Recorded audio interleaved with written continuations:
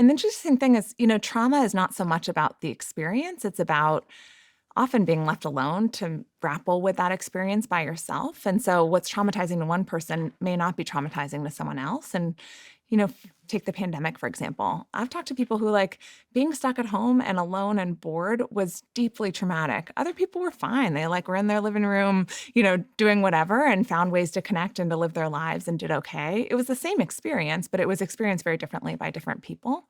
So it's less about the actual experience and more about the impact on that human, how they're left feeling. And often it's about feeling disconnected. We often talk about the opposite of addiction is not sobriety, it's actually connection. It's how do you build that connection with other people again? My friend that I was referencing is Liam Payne, who's from One Direction, the Oh, boy yeah. band who Yep. passed away, and he was on my podcast and a few years before he passed away. And on the show, he said that much of what made his early life so difficult as a teenager was he was obviously thrust onto this big show, and then the way it worked was you got all this public spotlight, and then they'd put him up on a stage, and he'd be in front of 100,000 people in Dubai, and then